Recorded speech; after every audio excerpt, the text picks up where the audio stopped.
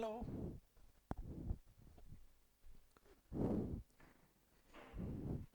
Good morning students. तो अपना new chapter है कोऑर्डिनेशन कंपाउंड उप सह संयोजक यौगिक। ठीक है, ये अपने को पढ़ना है। ठीक है, तो देखो इसका बेसिक पहले हम पढ़ते हैं। ठीक है, बेसिक पढ़ने के लिए अपने को कुछ चीज़ डबल सॉल्ट क्या होता है आपका, द्विक लवण क्या होता है, कॉम्प्लेक्स कंपाउंड क्या होता है आपका। ठीक है, इस टाइप से पढ़ने हैं। तो इसके अंदर अपनी पहली हेडिंग है योगात्मक यौगिक। ठीक है, पहली आपकी हेडिंग है योगात्मक यौगिक।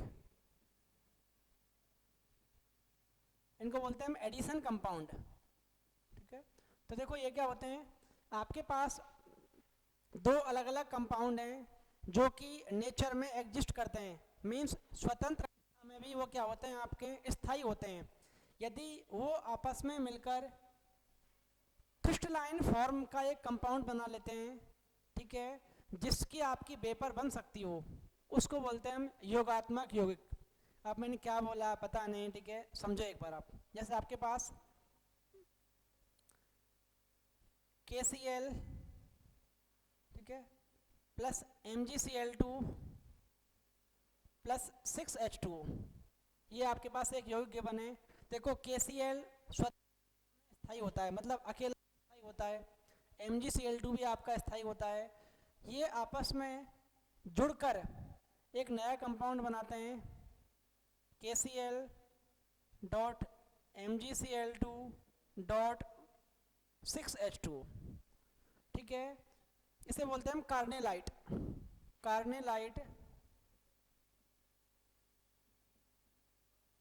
तो देखो ये जो कंपाउंड बना है ना, इसको बोलते हैं हम योगात्मक यौगिक। मीन्स योगात्मक यौगिक में आपके पास जो जुड़ने वाले कंपाउंड है ना, वो आपके स्वतंत्र अवस्था में रह सकते हैं और स्थायी होंगे आपस में। देखो क्रिस्टलाइन का मतलब होता है जहाँ पर आपका वाटर गिवन होगा। H2O के अपने पास कितने हैं, 6 मॉलिक्यूल हैं। जैसे ही आपने इसको हीट किया, आपकी वेपर स्टार्ट हो जाएगी बनना, मतलब यहाँ पर आपका बाष्पीकरण पॉसिबल है। ठीक है, इनको बोलते हैं हम योगात्मक यौगिक। ठीक है, ये अपने पास दो प्रकार के हैं। ठीक है, एक तो होते हैं आपके पास द्विक लवण, द्विक लवण जिनको बोलते हैं हम डबल सॉल्ट। ठीक है, दूसरा अपने पास प्रकार होता है इसका कॉम्प्लेक्स कंपाउंड।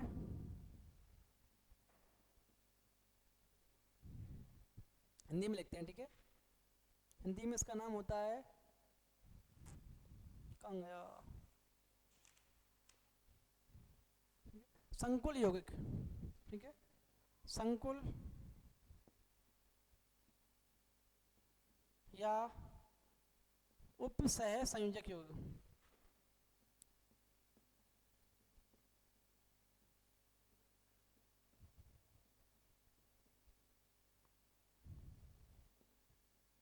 ठीक है, इनको बोलते हैं हम कॉम्प्लेक्स कंपाउंड।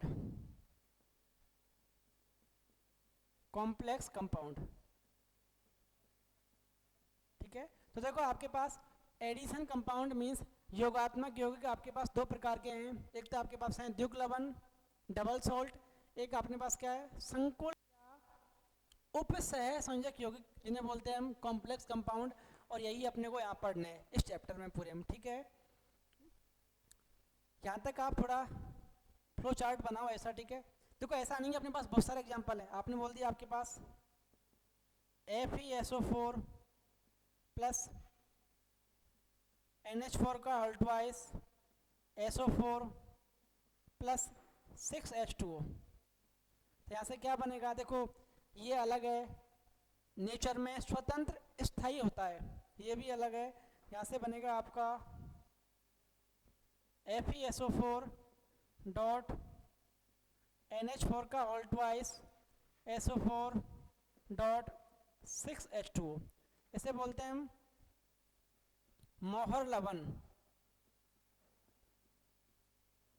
ठीक है, बेसिस का नाम होता है फेरस अमोनियम सल्फेट FAS।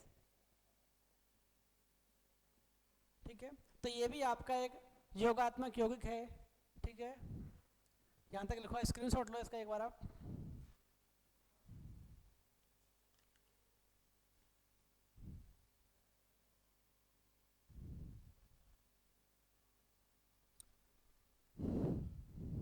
अब बढ़ते हैं आगे, पहला पढ़ते हैं द्युक लवण क्या होते हैं, ठीक है।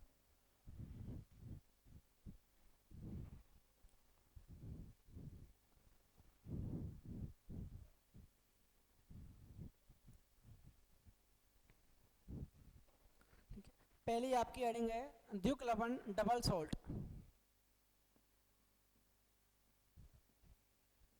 द्युक लवण डबल सॉल्ट,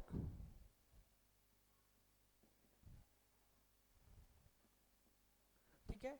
तो देखो आपके पास, ठीक है, मैं पहले एग्जांपल दे रहा हूँ। जैसे आपके पास फेरस अमोनियम सल्फेट है, FeSO4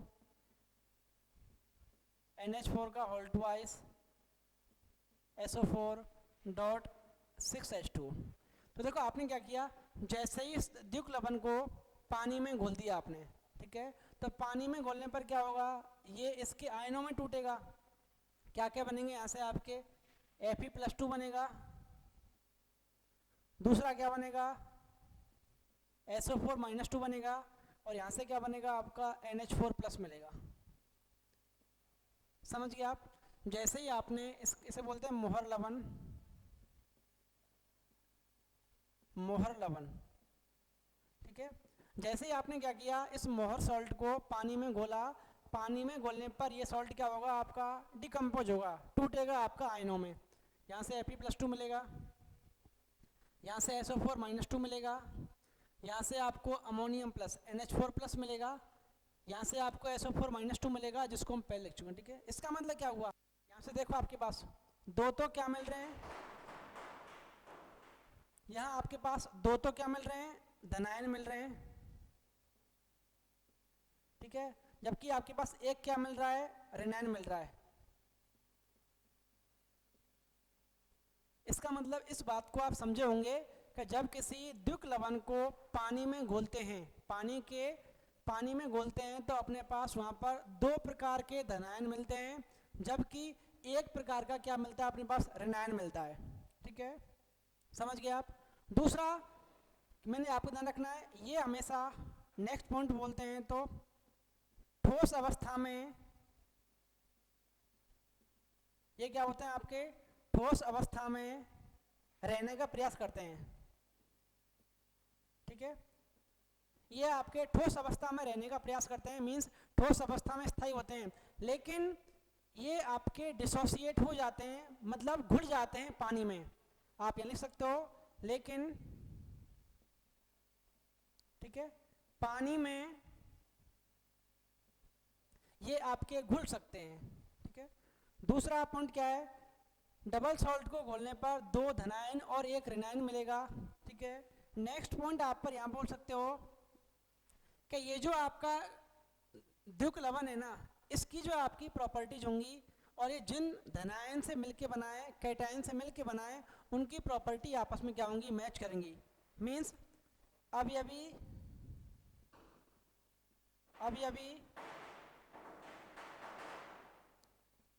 आयनों के गुणधर्म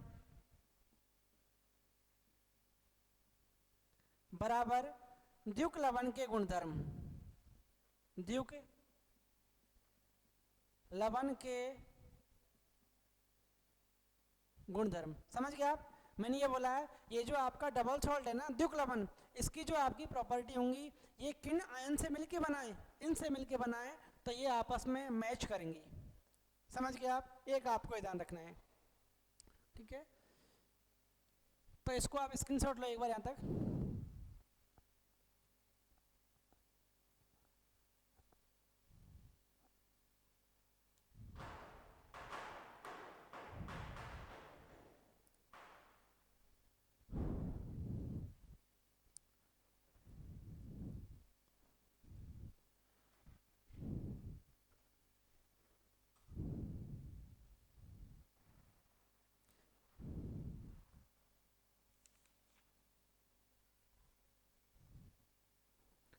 स्क्रीनशॉट ले लिया हो तो ये अब खत्म। ठीक है, एक बार दोनों में हम डिफ्रेंशिएट भी करेंगे, द्विक लवण और कॉम्प्लेक्स कंपाउंड में। इसको एक बार आप लिखो यहाँ तक। ठीक है, अब इसका सेकंड पार्ट पढ़ते हैं।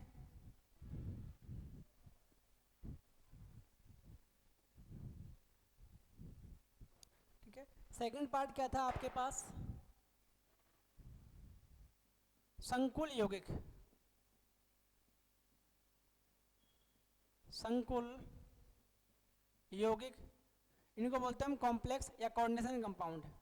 ठीक है, तो मैं आपका एग्जांपल दे रहा हूँ। पहले आपके पास K4FeCN का होल 6, ये आपका एक कॉम्प्लेक्स कंपाउंड है।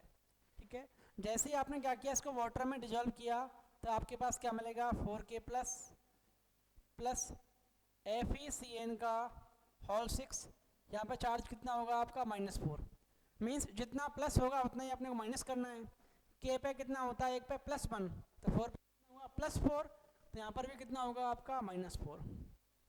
तो देखो आप, ऐसे संकुल यौगिक या ऐसे यौगिक जिनको पानी में घोलने पर आपके पास दो प्रकार के आयन मिले।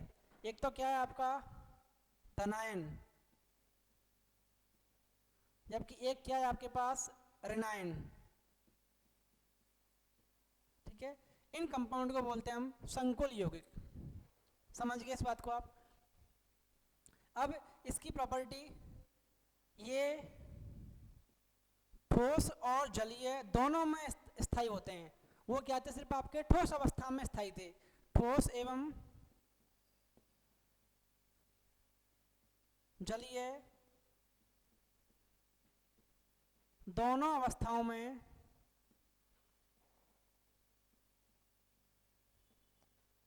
रहते हैं। समझ गए आप?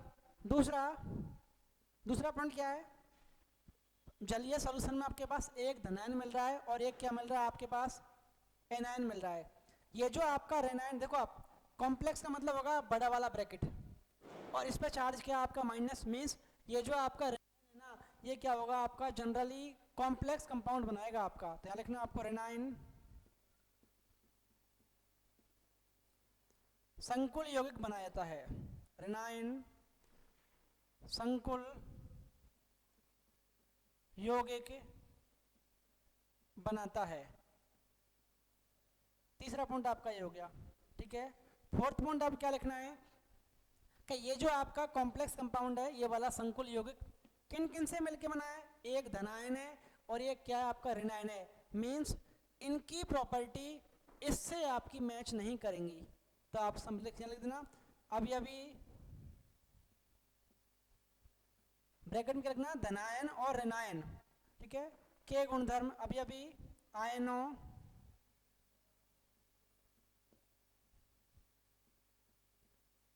के गुणधर्म इज नॉट इक्वल टू संकुल यौगिक के गुणधर्म। संकुल यौगिक के गुणधर्म, समझ गए आप? ठीक है, ये आपका है संकुल यौगिक। ऐसे यौगिक जिनको जलीय विलयन में घोलने पर आपके पास एक धनायन और एक ऋणायन मिले, उसे बोलते हैं हम संकुल यौगिक। ये ठोस और जलीय अवस्था दोनों में स्थायी होते हैं। संकुल यौगिक ध्यान रखना है कौन बनाएगा? आपका ऋणायन बनाएगा। और ये जो आपका संकुल यौगिक है ना, किन किन आयन से मिलके बना है? धनायन है और ऋणायन है।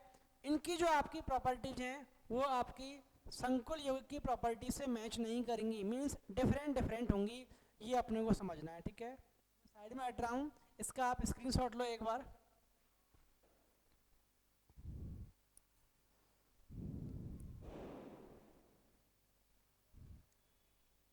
ले लिया स्क्रीनशॉट? अब इन दोनों में डिफरेंस लिखते हैं हम। ठीक है, एक टेबल बना के।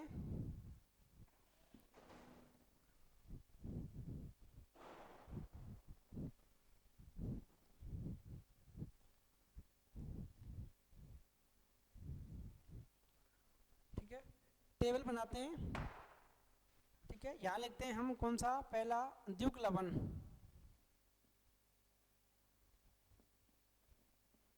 द्विक लवण यहाँ लिखते हैं संकुल यौगिक।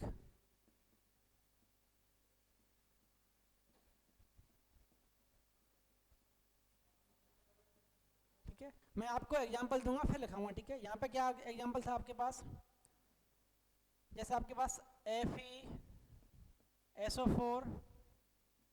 NH4 का whole twice SO4 dot 6H2O।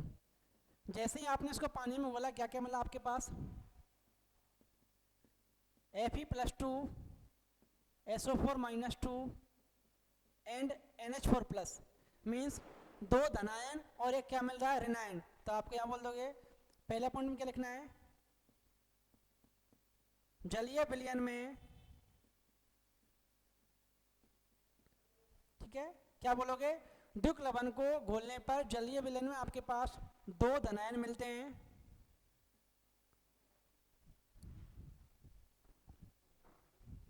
दो धनायन मिलते हैं और एक क्या मिलता है आपका, ऋणायन मिलता है। समझ गए आप। जबकि यहाँ पे देखो इसका एग्जांपल दे रहा हूँ आपके पास, K4 FeCN का होल 6, इसको जैसे ही आप पानी में घोलोगे आपके पास 4K प्लस FeCN का होल 6, चार्ज कितना होगा, -2। तो अपने पास देखो एक धनायन है एक ऋणायन है, तो आप यहाँ बोलोगे जलीय विलयन में क्या क्या मिलेंगे आपके पास, एक धनायन होगा और एक क्या होगा आपके पास, ऋणायन होगा। ये समझे कि नहीं समझे बताओ मेरे को आप। सेकंड पॉइंट क्या बोलना है, ये आपके ठोस अवस्था में स्थायी होते हैं लेकिन विलयन में घुल जाते हैं। तो यहाँ लिखना है आपको ठोस अवस्था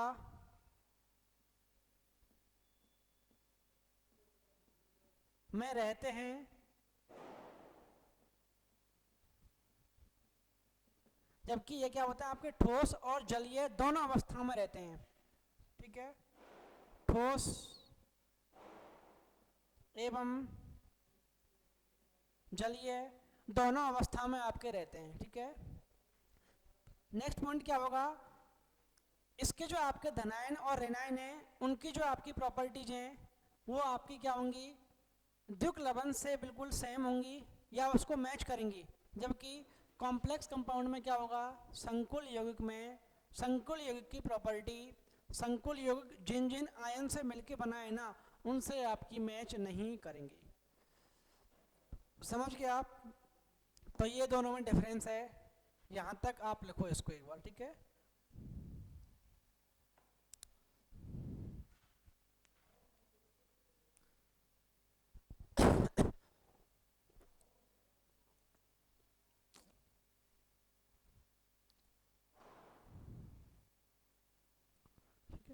इसका स्क्रीनशॉट लो।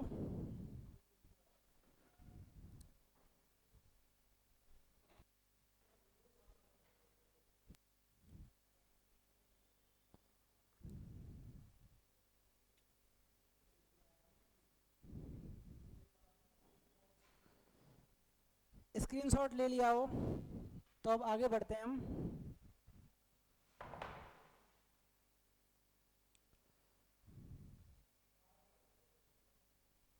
ले लिया, अब मैं इसको रफ कर रहा हूँ।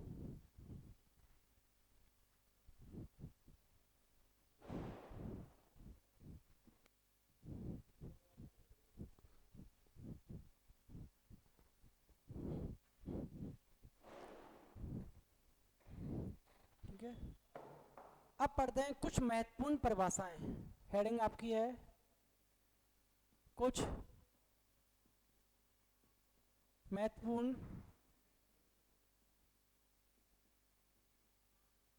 परिभाषाएं। ठीक है, तो देखो पहला आपके पास है सेंट्रल एटम, केंद्रीय धातु आयन। पहला आपके पास है केंद्रीय धातु आयन या परमाणु जो भी बोलते हो। ठीक है, सेंट्रल मेटल एटम बोलते हैं इसको, ठीक है। दूसरा आपके पास होगा लिगेंड, ठीक है। जैसे लिगेंड को हम लिगेंड ही बोलते हैं हिंदी में शायद, ठीक है, लिगेंड ही बोलते हैं।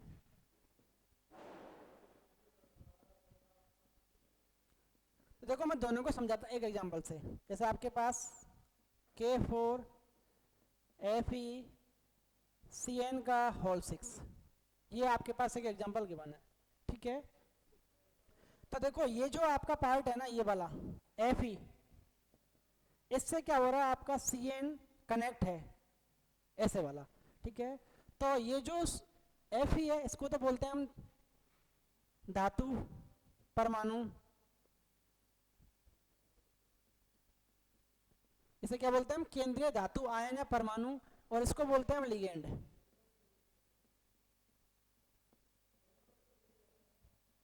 समझ गया आप। तो अब क्या बोलना है, लिगेंड जिस एटम को चारों ओर से घेरे रहते हैं, ठीक है, उसे बोलते हैं हम धातु परमाणु। ये जो आपका लिगेंड है, ये इस सेंट्रल एटम को धातु परमाणु क्या करेगा, इलेक्ट्रॉन डोनेट करेगा। क्या करेगा, इलेक्ट्रॉन डोनेट करेगा, जबकि ये क्या करेगा, इलेक्ट्रॉन एक्सेप्ट करेगा। समझ गया आप। लिगेंड के पास क्या है, इलेक्ट्रॉन ज्यादा हैं, तो ये क्या करेगा, इस धातु परमाणु को एकाकी युग्म डोनेट करेगा, और ये क्या करेगा, उनको एक्सेप्ट करेगा।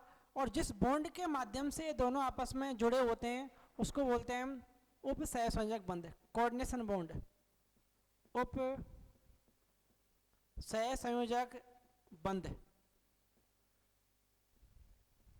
ठीक है। अब मेरे को बताओ, ऐसी स्पीशीज जो इलेक्ट्रॉन पेयर डोनेट करती हैं, इलेक्ट्रॉन पेयर देती हैं, उनको बोलते हैं हम लोइस क्षार। तो ये जो आपका लिगेंड है ना, इसको हम लोइस क्षार भी बोलते हैं, ठीक है। और लिगेंड और धातु परमाणु जिस बंध के द्वारा आपस में जुड़े होते हैं उसको बोलते हैं उप सह संयोजक बंध, कोऑर्डिनेट बॉन्ड, ठीक है। तो धातु परमाणु क्या होगा, जो इलेक्ट्रॉन पेयर को ग्रहण करेगा, एक्सेप्ट करेगा, और लिगेंड क्या होगा, जो इलेक्ट्रॉन पेयर को डोनेट करेगा। और इलेक्ट्रॉन पेयर डोनेट करने पर जो बीच में बॉन्ड बनता है ना, उसे बोलते हैं हम कोऑर्डिनेट बॉन्ड, उप सह संयोजक बंध। ये आपके हैं, समझ गया आप। जनरली जो आपका धातु परमाणु है, ये आपका डी ब्लॉक का एलिमेंट होगा। ये कौन सा होगा, आपका डी ब्लॉक का एलिमेंट होगा, ये वाला आपका, ठीक है। लिगेंड तो आपका कुछ भी हो सकता है, नेगेटिव, पॉजिटिव, न्यूट्रल, एक दंतुक, द्विदंतुक, त्रिदंतुक, ठीक है, बहुत सारे पढ़ेंगे हम, ठीक है। ये अपने को समझना, ठीक है। तो मैं साइड में हट रहा हूँ, इसका स्क्रीनशॉट लो एक बार आप।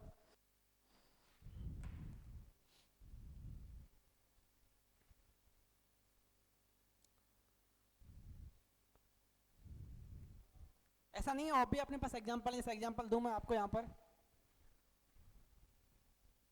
ठीक है। PtCl4 चार्ज कितना है, -2, ठीक है।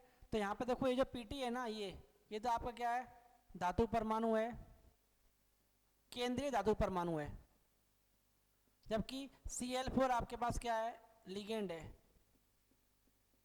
जिसे क्या बोलते हैं हम, लोइस क्षार बोलते हैं। आया ना, समझ गए आप।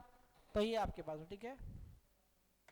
इस चैप्टर में आज के लिए इतना ही, ये इसका कुछ बेसिक्स था। अब हम पढ़ेंगे नेक्स्ट लिगेंड के प्रकार, जो सबसे इंपॉर्टेंट है इस चैप्टर के लिए, ठीक है। आज के लिए इतना ही, थैंक यू।